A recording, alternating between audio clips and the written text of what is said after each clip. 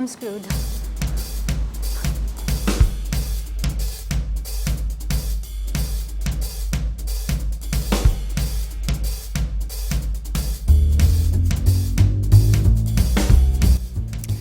A couple of days ago, I had to submit a term paper for my soft condensed matter class.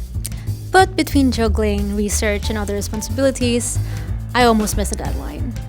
So in this video, I'm going to tell you guys the tricks that I use to help me finish my paper on time without sacrificing the quality. Let's get started. Writing a paper typically involves three main phases. First is the pre-writing, second is the writing, and third is the post-writing. As if it's not obvious yet. Ideally, I would start writing my paper a week or two before the deadline so I could still refine it. But if you clicked on this video, chances are you are like me, who's cramming right now, trying to get the paper done as fast as you can. Don't worry, my friends, I got you. Make sure to keep watching until the end to know how to do it. First things first, choosing a topic.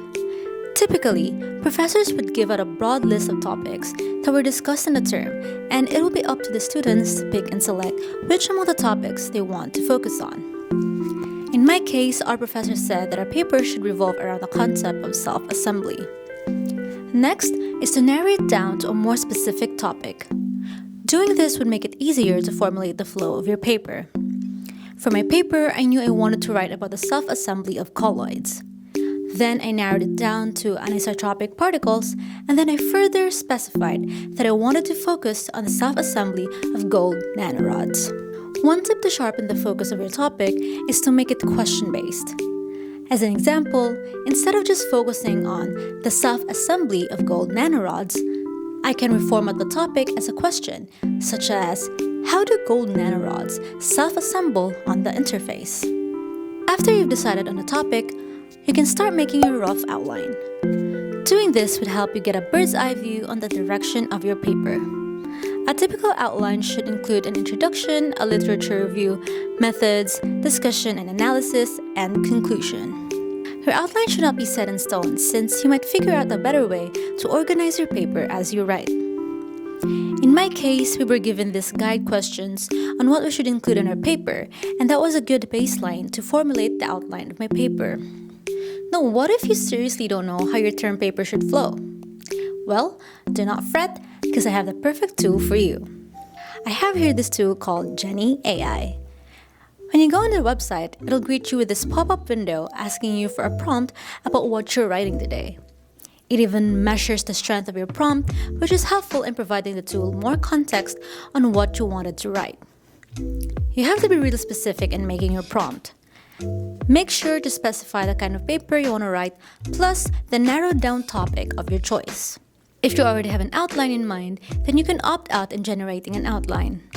But if you're completely stuck, you can either click on the standard headings, which include the typical outline I mentioned earlier, or you can generate creative headings that are according to the prompt you gave. For me, I like to see what it gives out if I click on the creative headings option. Honestly, this looks like a very solid outline that would allow me to have a cohesive flow for my paper. Of course, since I already had a structure in mind, I decided to replace it with my own. If you want to try Jenni AI for yourself, make sure to use my code Nelly20 to get 20% off your subscription. Okay, now that you have your topic and outline, the next step in the pre-writing process is to find relevant papers. You can start off with Google Scholar and type in your keywords. You can also use Web of Science for the same purpose. The title of the paper should already give you an idea of what it is about, so you can scroll through the results and select those that you think are highly relevant to the paper you're writing. Once you click on a paper, you should first skim through it to verify if it is indeed useful for you. Go through the abstract, skim through the figures, then head straight to the conclusion. If it is relevant to the topic, I then save the paper to my Zotero library. I also like to write the key takeaways of the paper in my own words, so it'll be easier once I start writing. Sifting through a plethora of papers is a pain in the head, so I will probably create a different video that is dedicated on this process. One tip though is that you can start off with review papers, since they usually provide a comprehensive background on the topic and summarizes existing research. Once you have a library of papers, you can import them to Jenni AI manually by pasting the paper's DOIs or by uploading their PDFs. If you use a citation manager like Zotero, you can also import them as .bib file. Doing so would help Jenni to generate better suggestions that will be based off your own curated list of papers. Here's a little tip. If you're really in a time crunch, you can just read the title and abstract of the paper, save the PDF, upload to Jenni AI, then use its AI chat feature to summarize the paper for you. You have to note though that even if you've already uploaded the bib file, you still have to upload a PDF of the paper before you can ask Jenni any questions regarding that paper. And now we're here in the most dreaded part, actually writing the paper. Starting to write is such a difficult task. And although the introduction is the most difficult part of the paper, I am usually the stubborn type who still wants to start writing it first anyway. I know it's really counterproductive, so if I'm not entirely sure how I should start my introduction, I then ask Jenni AI for some suggestions. Before doing that though, I make sure to turn off the autocomplete option here in the document settings just so I won't rely on Jenni's suggestions. And if you go here in the shortcuts, you can see that I can use this command to call Jenni for a helping hand. Once I click on it, I can decide whether I will accept the suggestion or to generate another. Once I get a good starting sentence, I take over and start writing in my own words. The key here is to never copy-paste blindly. Instead, I use Jenni AI's suggestion as a jumping off point and paraphrase it to match my style and voice. Another thing that helps me move forward is not aiming for perfection on the first draft. I remind myself that I can always refine my writing later.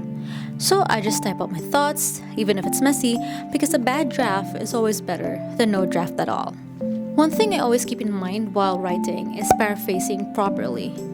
I don't want my work to sound too robotic or repetitive, so if a sentence feels off, I tweak it using Jenni AI's command feature. If I'm uncertain about my tone or clarity, I highlight the sentence and let Jenni suggest improvements.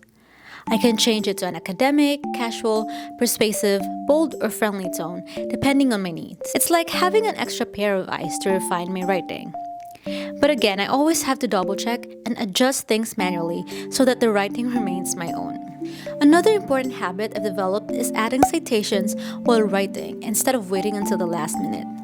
Trust me, scrambling to insert references after finishing the paper is a nightmare. If you already have a library of references, you can just type @ and choose the source in your library.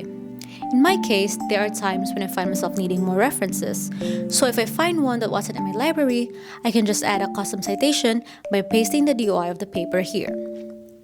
It also has over 1,700 plus, yes, you heard me right, 1,700 plus citation styles. I didn't even know there's this much citation styles. Of course, this include the commonly used ones such as APA, Chicago, Harvard, and IEEE. You can change it to your desired style here in the document settings under citations. At this stage, the goal is to get as much content down as possible while keeping my ideas clear and connected. Now that I have a full draft, it's time to refine and polish everything before submission. This is the part where I go from a messy first draft to a well-structured, professional-looking paper. The first thing I do is check for grammar and clarity. No matter how carefully I write, there are always awkward sentences, typos, or overly complex phrasing that need fixing. Jenni also has a feature in its AI commands which allows you to improve the fluency of highlighted sentences. You can either generate more options, replace the highlighted parts, or completely disregard a suggestion. The goal is to make the paper as clear as possible. Even if my sentences are grammatically correct, my paper still needs to flow logically from one idea to the next. This is where I go back and rearrange sentences, paragraphs, or even entire sections if needed.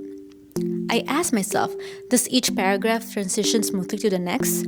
Are my key arguments placed in the right order? Does my discussion section properly build on the results? If something feels out of place, I move things around until everything makes sense. Next, I do a final pass on citations. Since I've been adding references as I go, most of them are already in place. But just to be sure, I double check that every citation in the text appears in the bibliography. I verify that my references are formatted correctly. I scan for missing DOIs or incorrect author names. And if I need to add any missing references, I just paste the DOI into Jenni AI and let it generate a properly formatted citation. Once my content is finalized, I export it as a text file, then import it in Overleaf to finalize the format. If you prefer to use Word, you can also export it as a doc file. When you import it as a text file, it should also come with a bib file for the references. Before submitting, I insert any figures, graphs, or tables to support my arguments. I make sure captions are clear and properly labeled. I adjust figure placements so they align well with the text. I check that all figures are cited in the paper. I also make sure to cite the sources of the figures.